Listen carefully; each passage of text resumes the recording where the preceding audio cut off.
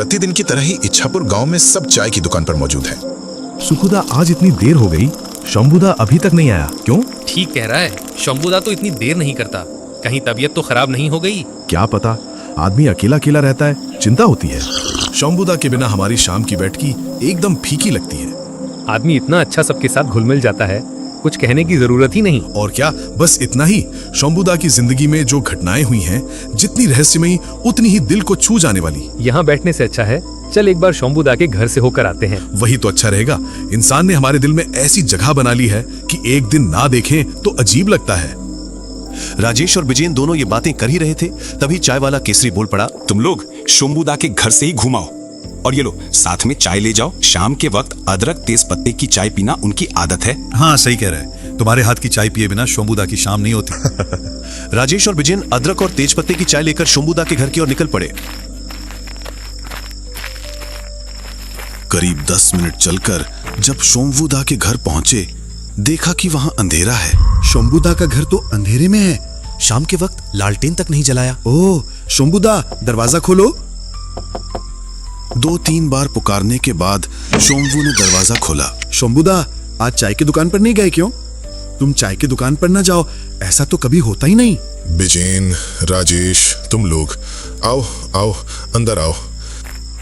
शंभू विजयन और राजेश को घर के अंदर ले जाता है।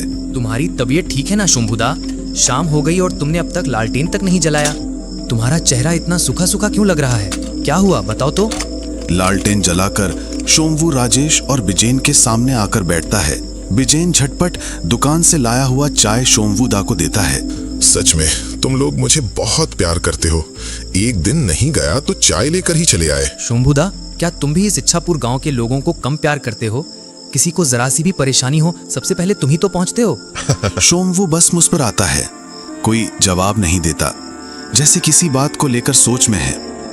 राजेश और विजयन से बात तो कर रहा है, लेकिन मन कहीं और है। ऐसे चुप क्यों हो गए?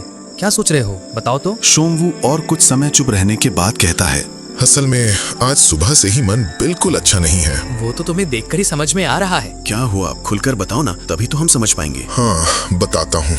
असल में तुम्हें तो बताया ही था कि मेरा बड़ा दादा निशिगंज में रहता है। हाँ, 3 साल पहले तो मुझे और विजयन को वहाँ लेकर भी गए थे।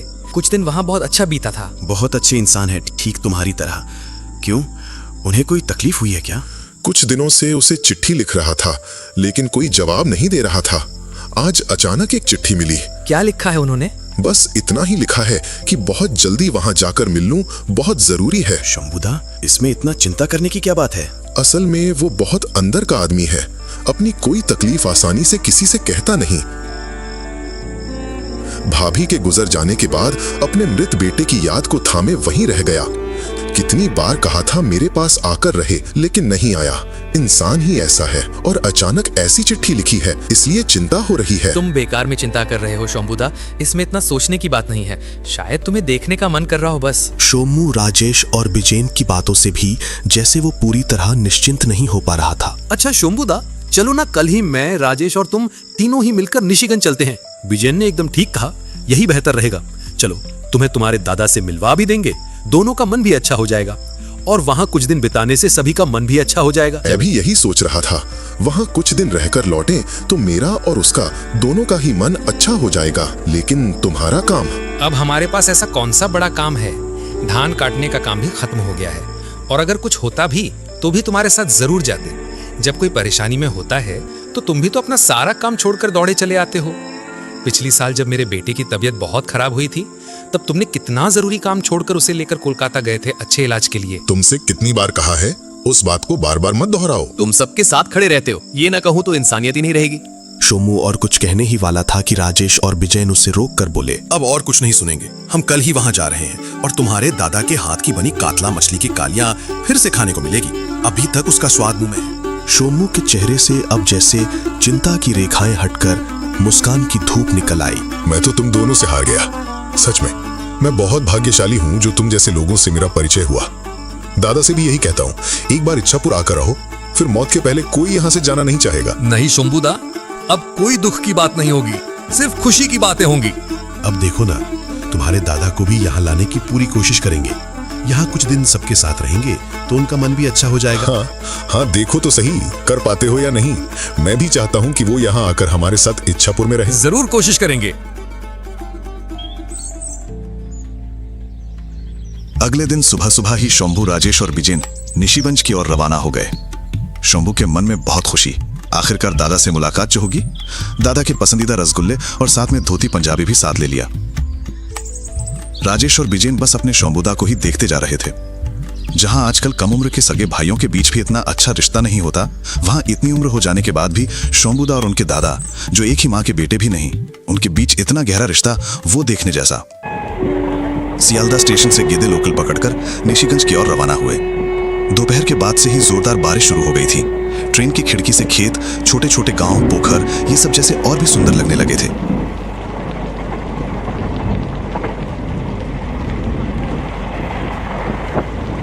इसी बीच ट्रेन लगभग 1 घंटे तक एक जगह खड़ी रही।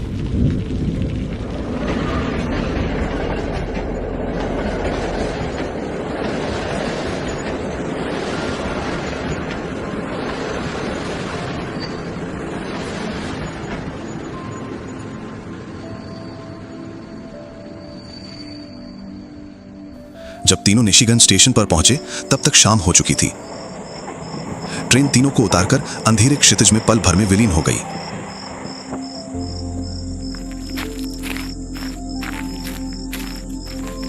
ट्रेन अगर बीच रास्ते में नहीं रुकी होती तो हम बहुत पहले पहुंच जाते। लगता है हमारे तीनों के अलावा कोई और निशिगंज में नहीं उतरा। जैसी बारिश हुई है, लगता है कोई घर से निकला ही नहीं। चलो स्टेशन के बाहर जाकर देखते हैं, शायद रिक्शा मिल जाए। तीनों स्टेशन के बाहर आकर देखते हैं। रिक्शा तो छोड़ो, एक भी इंसान तक नहीं है। जैसा सोचा था वैसा ही हुआ।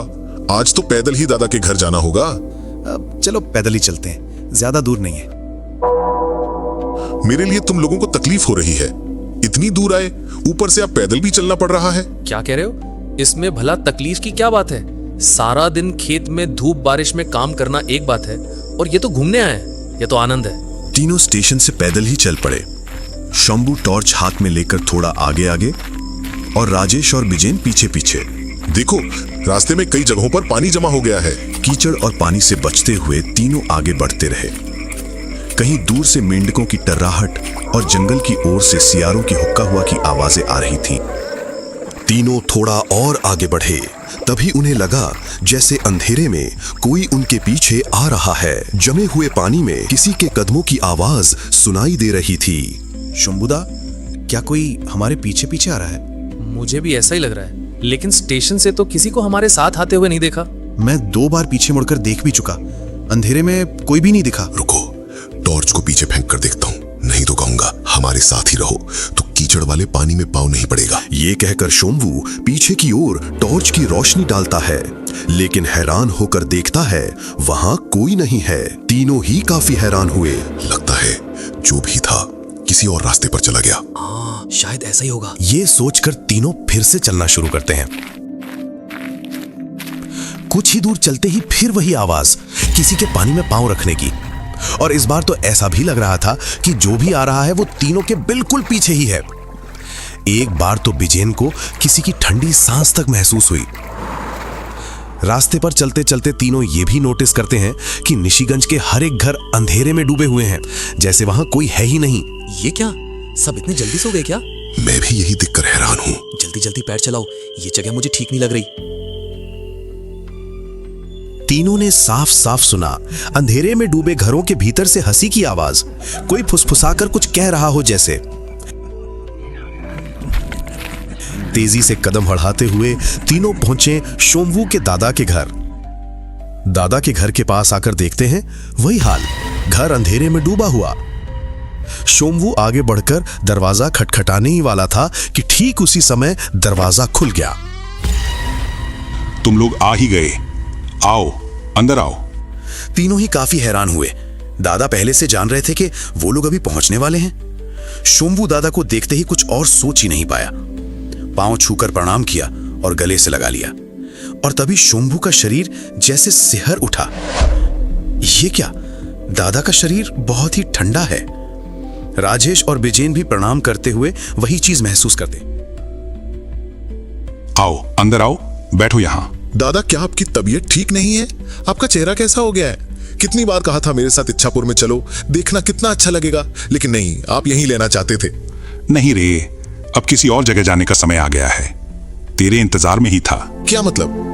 बताऊंगा, सब बताऊंगा। अच्छा, बाकी बात बाद में होगी। देखो तुम्हारे लिए क्या लाया हूं, रसगुल्ला, धोती, पंजाबी। दादा कुछ समय तक बस उन चीजों को देखते रहते हैं। उनकी दोनों आंखों से आंसू बहने लगते हैं। ये क्या दादा, आप रो क्यों रहे हैं? ये तो मैं हर बार देखता हूं, जब भी कुछ तुम्हारे लिए लाता हूं तुम रो देते हो। छोटा भाई लाए तो ऐसा ही होता है रे, लेकिन ये चीजें अब मेरी। क्या चुप क्यों हो गए? कुछ नहीं। अच्छा दादा, इस गांव में क्या अब सब बहुत जल्दी सो जाते हैं? जब हम पिछली बार आए थे तब तो किसी को इतनी जल्दी सोते नहीं देखा था। हर घर में बातें, हंसी मजाक चलता रहता था। दादा सिर झुकाकर बोले। हाँ, सब सो ही गए हैं। राजेश ने यह भी गौर किया कि कुछ काली परछाइयां जैसे दरवाजे के बाहर खड़ी हैं। अच्छा तुम लोग बैठो, मैं चाय बना कर लाता हूँ, फिर बातें करेंगे।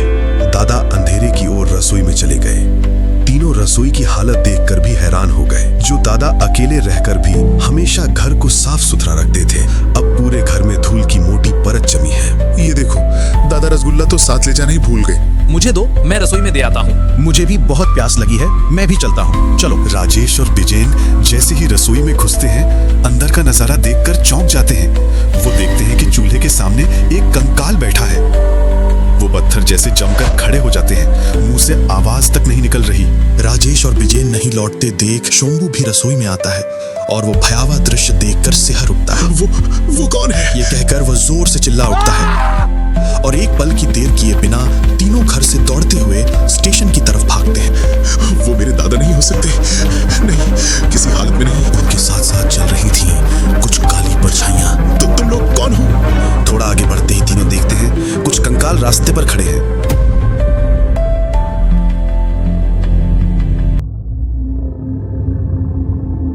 एक कंकाल आगे बढ़ता है बिल्कुल शंभू के सामने।